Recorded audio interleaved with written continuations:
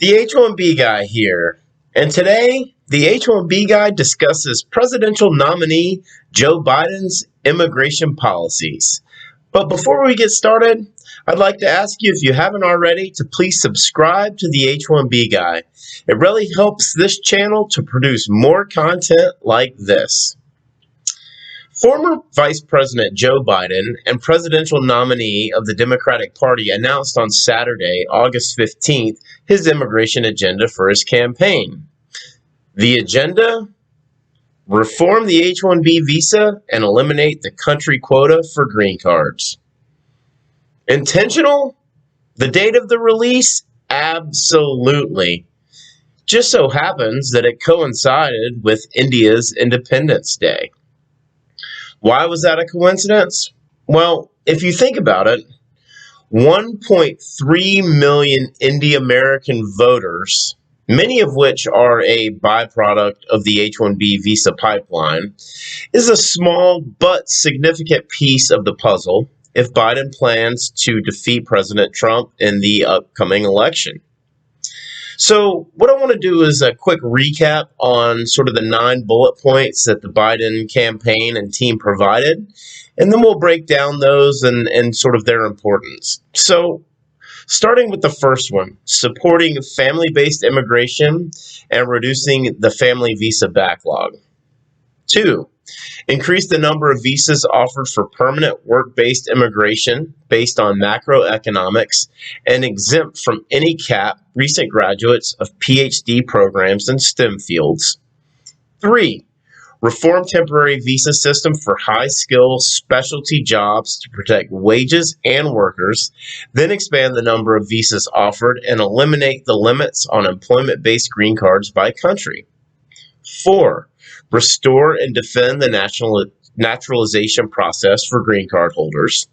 5, raise global refugee admission targets to 125,000 and seek to raise it over time, and also establish minimum admissions of 95,000 refugees annually. 6, remove uncertainty for dreamers and reinstate the DACA program. 7, end workplace raids and protect other sensitive locations from immigration enforcement actions. 8, rescind President Trump's Muslim ban and reverse the asylum policies. 9, work with Congress to prioritize keeping families together and provide a roadmap to citizenship for 11 million undocumented immigrants, including 500,000 from India. And then 10, prioritize the prosecution of hate crimes. So very interesting to see the Biden campaign sort of break out their policies and agendas surrounding immigration. You know, he hits on all of the big points, right? We're talking about family-based preferences, the family-based backlog. We're getting into the temporary foreign workers, specifically the H-1B reform. We're talking about eliminating the green card backlog, eliminating the per country quota, if you will. He hits on DACA. He hits on naturalization. He hits on hate crimes. And all of this is really just what I would say a lot of pandering to what is really a very much moderate class, right? If you think about what the Indian American voters are, I'd say most likely middle to upper class voters in the larger metropolitan areas. And a lot of that is sort of open battlefield right now, specifically for this election.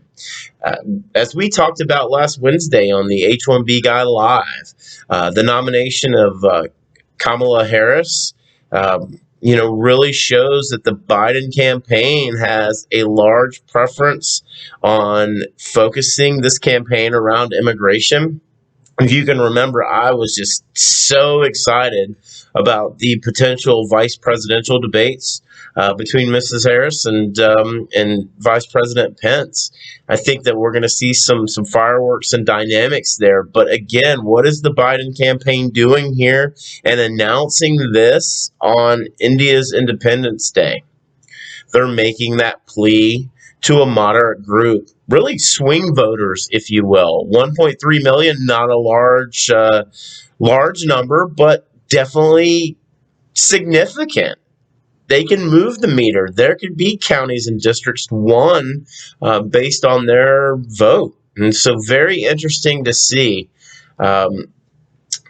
This site and this channel has been a big supporter of reforming the H1B visa and eliminating the green card backlog.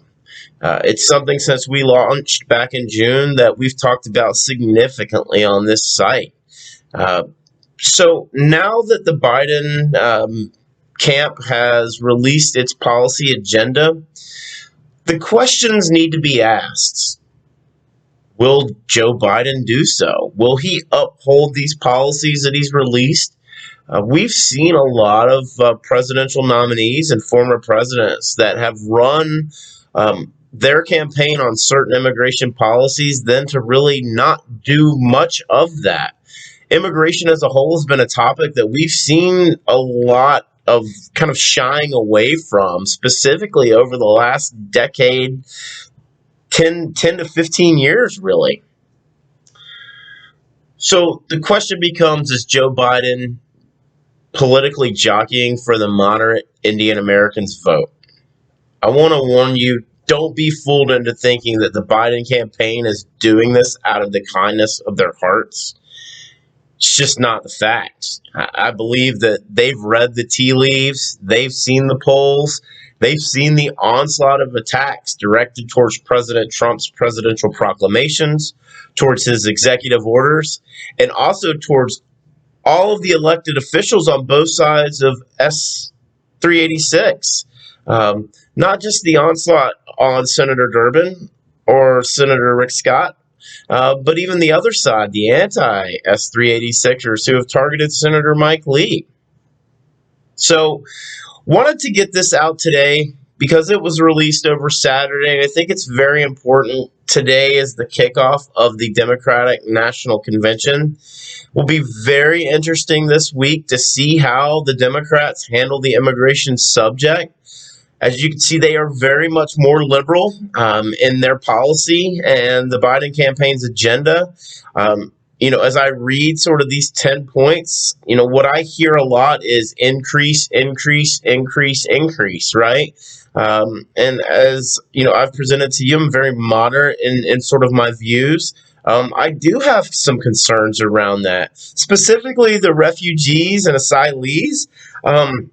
Not that I don't want to welcome them into the U.S., but I'm very much a big supporter of employment-based preferences.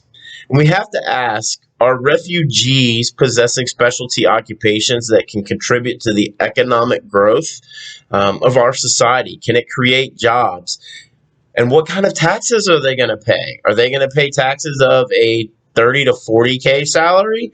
Or unlike some employment-based preferences, specialty occupation roles, we're talking about taxes around annualized salaries in the 90 to 140K range. Much more significant contributions there. So when we look at increase, it isn't always a good thing. Yes, we need to eliminate the backlogs. There is no doubt about that. And look for more on that from the H1B Guy this week. But for the full post on President-elect Joe Biden's immigration policies, hit up the H1BGuy.com.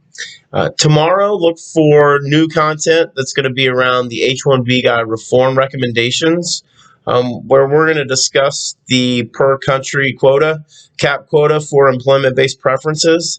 And then on Wednesday, as I mentioned, I'm really excited about what we have in store for you. Another episode of the H1B Guy Live, but this time, our Stamp It Out series, which will be a Q&A. And the H1B Guy is going to go one-on-one with a surprise guest. So 7 p.m. Eastern Time on Wednesday. Would you please join me? If you haven't already, go ahead and like this video, subscribe to the H1B Guy, and click the bell for notifications. I want to thank you for watching this video all the way to the end. If you have, your support means so much. The H1B Guy, your global source for all things H1B.